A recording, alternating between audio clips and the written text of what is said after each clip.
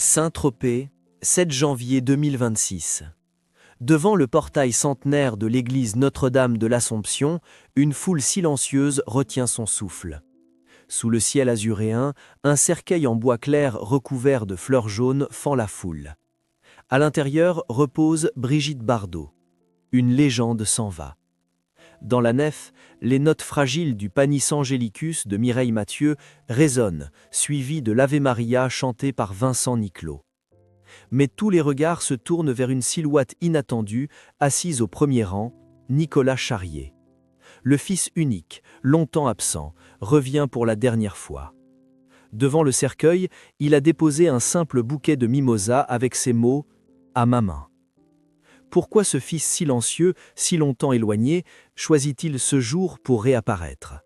Que s'est-il réellement passé entre eux? Avant d'être un symbole mondial du glamour et de la liberté, Brigitte Bardot était simplement une enfant du 16e arrondissement de Paris. Née le 28 septembre 1934, dans une famille bourgeoise conservatrice, elle grandit dans une maison où la rigueur côtoie l'élégance. Son père, Louis Bardot, industriel strict, impose à ses deux filles une éducation de fer. Sa mère, Anne-Marie, Totti, Mussel, ancienne danseuse, voit en Brigitte une étoile en devenir. Dès l'enfance, Bardot est différente. Réfractaire aux règles, en quête de mouvement, elle trouve refuge dans la danse, puis dans les flashs d'appareils photo. À 15 ans, elle est déjà mannequin pour Elle Magazine. À 18 ans, elle épouse le cinéaste Roger Vadim, une union qui n'est pas seulement amoureuse mais artistique. Elle devient muse, icône, puis mythe. Mais cette ascension fulgurante, presque irréelle, a son revers. En 1959, elle rencontre Jacques Charrier, acteur à la beauté ténébreuse. Ils tombent amoureux avec la précipitation des étoiles filantes. Bardot tombe enceinte dans une époque où la maternité n'est pas une option pour une star au sommet. Elle hésite, souffre, accepte. Le 11 janvier 1960, elle donne naissance à son unique enfant, Nicolas. Et là commence l'histoire cachée. Brigitte Bardot ne se sent pas mère. Elle l'avouera plus tard avec une franchise cruelle. Elle n'a pas voulu cet enfant. Elle vit l'accouchement comme une agression, la maternité comme une prison. « Je ne suis pas faite pour être mère », dira-t-elle sans détour dans ses mémoires. Rapidement, le couple explose. Jacques Charrier obtient la garde de l'enfant et part s'installer à l'étranger. Nicolas grandit loin de sa mère. En Suisse, puis en Norvège, il construit sa vie à l'écart du tumulte Bardot. Le silence s'installe entre eux, un silence épais, fait d'incompréhension, de douleur et peut-être de colère muette. Chaque tentative de rapprochement semble échouer dans les méandres de deux existences incompatibles. Dans les années 1980, Bardot, devenue militante acharnée de la cause animale, tente à plusieurs reprises de reprendre contact. Mais Nicolas refuse les projecteurs, les confessions publiques, les reconstructions artificielles. Il construit une famille, devient père à son tour et protège farouchement sa vie privée. Brigitte, elle, continue de parler de lui dans les médias, parfois avec tendresse, souvent avec une dureté désarmante. « Je l'ai mis au monde dans la douleur, je l'ai perdu dans le silence ». Une phrase qui résonne comme un regret ou comme une condamnation. Ce fossé entre mère et fils devient un non-dit national. En France, tout le monde connaît Bardot, mais peu savent à quoi ressemble Nicolas Charrier. Encore moins ont vu son visage adulte. Il devient malgré lui le symbole d'un abandon inversé, celui d'un enfant qui refuse l'ombre d'un mythe. Et pourtant, le 7 janvier 2026, ce fils-là est bien là, présent, debout, droit, aux côtés de sa propre fille. Il a franchi des milliers de kilomètres pour dire au revoir. Ce retour inattendu n'est pas seulement un geste filial, c'est un acte de mémoire, une tentative de refermer une blessure vieille de 65 ans. Mais pourquoi maintenant? Qu'est-ce qui pousse un homme à revenir au chevet d'une mère qu'il a fui toute sa vie? Le pardon est-il possible lorsqu'il arrive si tard? Dès ses débuts à l'écran, Brigitte Bardot impose une présence magnétique que le cinéma français n'avait encore jamais connue. En 1956, à seulement 22 ans, elle explose littéralement dans « Et Dieu créa la femme » de Roger Vadim. Le film, sulfureux pour l'époque, fait scandale. Bardot y incarne une sensualité libre, insolente, affranchie de toute morale traditionnelle. Elle devient, du jour au lendemain, le fantasme de toute une génération. Hollywood s'intéresse à elle, les plus grands photographes la traquent. Sa silhouette, ses lèvres, ses cheveux blonds deviennent des symboles universels. Marilyn Monroe incarne la sensualité américaine, Brigitte Bardot, elle, devient le visage de la révolution européenne. Les chiffres parlent d'eux-mêmes, plus de 47 films à son actif, des succès internationaux comme La Vérité 1960 ou Le Mépris 1963 de Jean-Luc Godard, où elle partage l'écran avec Michel Piccoli dans un ballet glacé d'aliénation amoureuse. Le Mépris sera vu comme l'apogée artistique de Bardot, et peut-être aussi le début de la fin. Au plus fort de sa gloire, elle gagne jusqu'à 1 million de francs par film, un cachet faramineux pour l'époque. Elle est adulée en France, mais aussi au Japon, aux États-Unis, en Italie. Elle tourne avec les plus grands, Louis Malle, Henri-Georges Clouzot, Christian Jacques. On ne compte plus les couvertures de magazines, les posters, les chansons écrites pour elle. Et pourtant, à mesure que sa célébrité grandit, sa solitude s'amplifie. Dans les coulisses, Bardot souffre. Elle se sent harcelée, piégée par l'image qu'on attend d'elle. En 1968, elle tente de se suicider, une première fois, puis une autre. La maternité, survenue au cœur de cette tempête médiatique, la désarçonne. Comment être mère quand on n'a même plus le droit d'être femme pour soi-même? Comment porter un enfant dans un monde qui ne vous voit que comme une icône sexuelle? Brigitte Bardot ne cache rien. Elle écrit dans son autobiographie son horreur de l'accouchement, son incompréhension face au rôle maternel. « Je ne savais pas quoi faire de ce bébé », confesse-t-elle. « Je voulais m'enfuir, retourner sur un plateau de tournage, fuir la réalité. » Les tabloïds s'en emparent, les critiques pleuvent, les ligues féminines la condamnent, mais le public reste fasciné. Parce qu'au fond, Bardot ne triche pas. Elle dit ce qu'elle ressent, même si c'est socialement inacceptable. Elle est cette femme que tout le monde croit désirer, mais que personne ne comprend vraiment. Dans les années 1970, elle se retire progressivement du cinéma. Trop de pression, trop de douleur, trop d'incompréhension. Elle vend sa maison parisienne, s'installe à la Madrague, sa villa de Saint-Tropez au bord de la mer. Là, elle redéfinit sa légende. Elle devient militante pour la cause animale, fondant en 1986 la Fondation Brigitte Bardot, une des plus puissantes ONG du genre en Europe. Elle refuse les interviews, les tapis rouges, les retrouvailles factices. Elle devient une recluse, volontaire. Mais une question demeure. À quel prix cette liberté a-t-elle été conquise ? Car si Bardot a réussi à fuir les flashs, elle n'a jamais pu échapper à l'absence, à l'écho permanent d'un fils qu'elle n'a pas su aimer comme on l'attendait. Et plus les années passent, plus cette absence devient bruyante.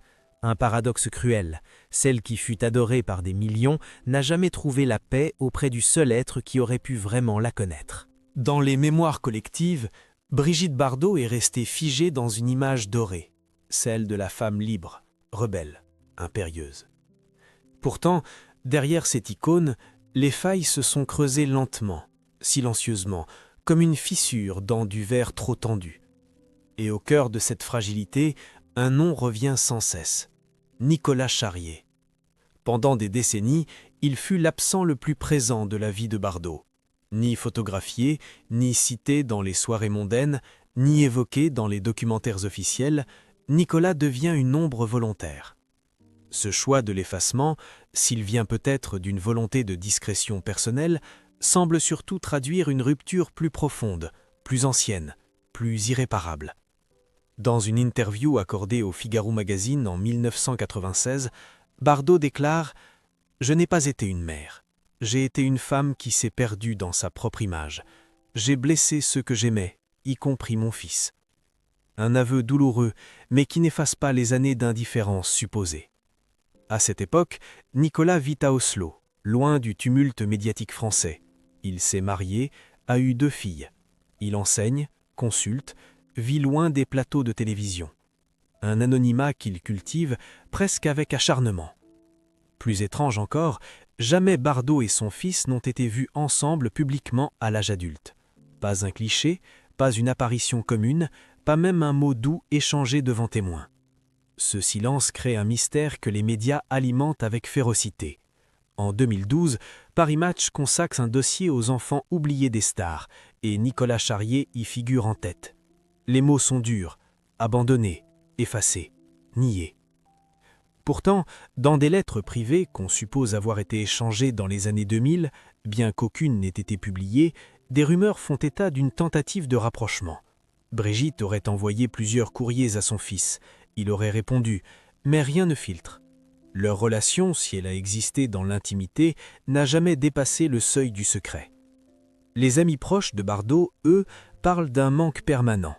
Dans un entretien donné à France 2 en 2021, Bernard Dormal, époux de Bardot depuis 1992, déclare à demi-mot « Brigitte a parfois le regard de quelqu'un qui attend encore une visite, qui ne vient jamais. » Un silence lourd, qui ne laisse guère de place à l'interprétation. Mais alors, pourquoi cet éloignement? Plusieurs hypothèses circulent. Certains pointent la jeunesse douloureuse de Nicolas, arraché à une mère absente, élevé par un père dont la garde fut obtenue au prix d'une lutte judiciaire discrète mais féroce. D'autres évoquent une décision prise par l'enfant lui-même, se protéger, fuir l'écho assourdissant du nom Bardot. Il y a aussi ces anecdotes rapportées par des proches, Bardot envoyant des cadeaux à ses petites filles qu'elle n'a pourtant jamais rencontrées, des cartes postales sans réponse, une photo accrochée au mur de la Madrague, discrète, presque effacée par le soleil. Dans ses derniers entretiens, Bardot parle peu de son fils, ou alors avec une distance glaciale. En une interview à RTL en 2020, elle déclare simplement « Il a sa vie, j'ai la mienne. Le passé est une erreur qu'on ne répare pas. » Phrase brutale, mais révélatrice. Ce n'est plus du chagrin, c'est une forme de résignation. Et pourtant, quelques signes laissent entrevoir une faille dans ce mur de silence. À l'été 2025, soit quelques mois avant sa mort, Bardot aurait confié à une infirmière qu'elle espérait encore le voir une dernière fois. Une phrase prononcée à voix basse, sans précision. Est-ce là un regret sincère ou simplement un réflexe de mère en fin de vie? Les médias, eux, continuent de spéculer. Sur des forums dédiés à Bardot, les fans s'interrogent. Pourquoi n'a-t-elle jamais essayé de se rendre à Oslo? Pourquoi Nicolas n'a jamais accordé d'interview? Existe-t-il un accord secret entre eux, un pacte de non-dit? Ce silence devenu légendaire est peut-être le plus grand mystère de la vie de Brigitte Bardot, car il ne s'agit pas d'un scandale, ni d'un secret honteux, il s'agit d'un vide, d'un manque, d'un amour qui n'a jamais su s'écrire. Et ce manque prend toute sa place le jour de ses obsèques, lorsque soudain, sans annonce, sans mots, Nicolas Charrier apparaît. L'homme que l'on croyait effacé est là, debout, digne, portant le deuil de la femme qu'il a mise au monde. Sur les marches de l'église, sous les regards médusés des photographes, il incarne un silence qui s'effondre. Il n'a rien dit à la presse, il n'a accordé aucune déclaration, mais il a déposé, sur le coffret de sa mère, une offrande simple et bouleversante. Un bouquet de mimosas et 3 mots manuscrits. À ma main. Le 28 décembre 2025, à l'aube d'une fin d'année paisible, un communiqué laconique de la Fondation Brigitte Bardot bouleverse la France. Brigitte Bardot s'est éteinte ce matin à la Madrague. Elle avait 91 ans. Elle est partie en paix, entourée de ses plus proches. En quelques minutes, l'information inonde les médias, les réseaux sociaux, les fils d'actualité. Les unes des journaux se parent de noir. Mais contrairement à d'autres stars disparues, aucun cliché de son lit de mort, aucun mot de sa bouche, aucun adieu mis en scène ne sera diffusé. Fidèle à elle-même, Bardot est partie comme elle a vécu, farouchement libre, profondément secrète. La presse people s'emballe, des rumeurs folles circulent. A-t-elle été hospitalisée avant? Son mari était-il présent? Et surtout, la question que tout le monde ose à peine formuler, Nicolas Charrier était-il là? Aucune réponse ne vient. Pas de communiqué de la part du fils.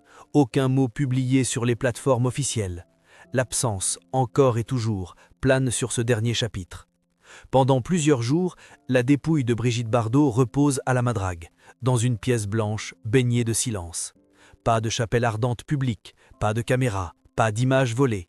Seuls les intimes sont autorisés à venir saluer la légende. Et pourtant, en dehors du portail, les fans affluent. Ils déposent des fleurs, des bougies, des photos jaunies par le temps. Le 6 janvier 2026, à la tombée du jour, un cortège discret quitte la villa en direction de l'église Notre-Dame de l'Assomption de Saint-Tropez. L'annonce officielle de la cérémonie n'a été faite que quelques heures plus tôt, dans une volonté manifeste de garder l'instant hors de portée des curieux. Mais le matin du 7 janvier, la surprise est totale. Dans les premières rangées, Un homme aux cheveux grisonnants, au regard dur mais humide, attire l'attention des journalistes présents à distance. Nicolas Charrier. Il est là, silencieux, debout, entouré de sa fille et de sa petite-fille, 3 générations face à un cercueil recouvert de mimosas. Cette apparition soudaine, inattendue, saisit le pays d'une émotion étrange, car personne ne l'avait venir. Aucun photographe ne l'avait capté à l'aéroport, aucune trace de lui dans les jours précédents. Il est arrivé comme un fantôme, mais c'est bien lui, le fils de Bardot, celui qui a fui la célébrité, celui que sa mère a si souvent évoqué avec douleur, parfois avec dureté. Sur le cercueil, une carte, 3 mots. À maman. Pas de discours, pas d'interview, seulement une présence. Et dans cette présence, une puissance que ni la gloire, ni les flashs, ni les années de silence n'auraient pu égaler. Dans la nef silencieuse, la voix de Vincent Niclot s'élève. Il chante Ave Maria, la gorge serrée. Mireille Mathieu enchaîne avec Panis Angelicus, et l'air semble se suspendre au-dessus des bancs. Les yeux de Nicolas restent fixés sur le cercueil. Il ne pleure pas, ou du moins pas de manière visible, mais tout dans sa posture hurle un adieu intime, longuement contenu. À la fin de la cérémonie, il quitte l'église sans un mot, refusant poliment les questions des journalistes qui l'attendaient à la sortie. Sa fille, à ses côtés, le soutient du regard. Ensemble, ils rejoignent le cimetière marin de Saint-Tropez, où Brigitte est inhumée dans le caveau familial, aux côtés de ses parents et de ses grands-parents. Plus tard dans la journée, la tombe se couvre de fleurs. Des fans du monde entier envoient des compositions florales. Mais c'est le bouquet de mimosas qui reste au centre. Jaune, fragile, vibrant. Comme un symbole d'une relation complexe, brisée, mais peut-être pas détruite. Certains observateurs y voient une réconciliation muette, d'autres un simple devoir accompli. Mais dans le silence absolu de Nicolas, chacun projette sa propre interprétation. Car au fond, il n'a rien dit. Et c'est peut-être cela le plus bouleversant. Au lendemain de la cérémonie, les médias français scrutent la moindre réaction. Le pays tout entier est suspendu à une question restée sans réponse depuis des décennies. Qu'était vraiment la relation entre Brigitte Bardot et son fils ? Et cette fois encore, le mystère perdure. Nicolas Charrier repart le soir même pour Oslo. Aucun mot, aucun message posté sur les réseaux sociaux, aucune interview. Il disparaît comme il est venu, en silence. Mais dans ce vide médiatique, un document discret attire l'attention. Quelques jours après l'enterrement, Le Monde publie une tribune inédite, non signée, mais visiblement rédigée par un proche de la famille. On y lit « Il existe des douleurs qui ne se racontent pas, des pardons qui ne s'échangent pas par des mots. À ceux qui veulent comprendre, sachez que certaines réconciliations ont lieu loin des caméras et que le silence peut parfois contenir plus d'amour que 1000 phrases creuses. » Rapidement, les spéculations fusent. Nicolas aurait-il revu sa mère dans les dernières semaines? Un appel, une lettre, une dernière visite à la Madrague? Selon une infirmière ayant assisté Bardot jusqu'à ces derniers jours, rapportée anonymement dans Var Matin, Brigitte parlait souvent de Nicolas. Elle disait qu'elle regrettait beaucoup, qu'elle n'avait pas su, qu'elle avait espéré qu'il viendrait, avant qu'il ne soit trop tard. Mais Brigitte Bardot n'a jamais laissé de lettre d'adieu officielle, aucun testament émotionnel, rien qui dise clairement ce qu'elle pensait de son fils dans ces dernières heures. Tout ce qu'elle a laissé, c'est ce que le monde connaissait déjà, des éclats de vérité, des colères publiques, des aveux dérangeants. Et pourtant, un geste interpelle. Une semaine après les obsèques, la Fondation Brigitte Bardot met à jour son site web. Une page discrète, sans photo, sans publicité, y est ajoutée. Le titre « Lettre à mon fils ». Ce texte, écrit plusieurs années auparavant mais jamais publié, ressemble à une confession. On y lit « Je t'ai donné la vie sans savoir t'aimer comme il le fallait. J'ai été absente, dure, parfois injuste, mais je t'ai toujours porté en moi, malgré la distance, malgré le bruit, malgré l'image qu'on attendait de moi. » Plus loin, « Tu es la seule chose vraie que j'ai faite, même si je ne l'ai jamais su te le dire. » Le texte est retiré du site quelques heures plus tard, comme s'il ne devait être visible que par ceux qui étaient là au bon moment. La presse s'en empare, les fans pleurent, et dans les commentaires, des centaines de messages affluent. C'était donc ça son plus grand secret. Peut-être que l'amour de Bardot était maladroit, mais il existait. Mais Nicolas Charrier, lui, ne réagit toujours pas, comme s'il savait, comme s'il avait déjà lu cette lettre ailleurs, autrement, comme si leur dernier contact, s'il a eu lieu, suffisait à tout refermer. Dans les rues de Saint-Tropez, les passants s'arrêtent désormais devant la tombe. Certains déposent des photos de Bardot, d'autres glissent des mimosas en souvenir. Mais de plus en plus, ce sont des lettres pour Nicolas que l'on voit apparaître. Des mots doux, des pardons écrits pour deux, des prières pour une mère et son fils qui ont peut-être fini par se retrouver. Trop tard, mais assez. Dans l'immensité silencieuse du cimetière marin de Saint-Tropez, face à la mer qu'elle chérissait tant, Brigitte Bardot repose enfin. Sur sa pierre tombale, aucune mention de ses films, ni de sa célébrité.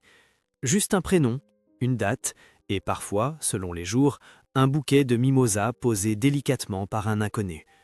Mais pour ceux qui ont suivi son parcours, ce dernier chapitre n'est pas seulement la fin d'une carrière, c'est l'écho d'un combat intime, inavoué, entre l'icône et la femme, entre la mère et l'enfant, entre l'image et la vérité. Brigitte Bardot a été adorée, critiquée, insultée, vénérée. Elle a défié les normes, choqué les bien-pensants, inspiré des générations entières. Mais dans l'ombre de cette trajectoire flamboyante, il y avait une solitude terrible, une faille, un fils. Et si l'histoire de Bardot devait laisser une leçon, ce ne serait pas seulement celle du prix de la célébrité, ni de la féminisme assumé à contre-courant. Ce serait celle de ces liens que l'on croit brisés et qui parfois se réparent dans le silence. Car à travers cette simple présence, ce bouquet, cette discrétion absolue, Nicolas Charrier nous a offert la plus émouvante des réponses. Il n'était peut-être jamais vraiment parti. Peut-être n'avait-il jamais cessé d'aimer à sa manière. Peut-être que certaines blessures ne se ferment qu'à la toute fin. Et c'est là, dans cette conclusion suspendue, que le mythe Bardot devient pleinement humain.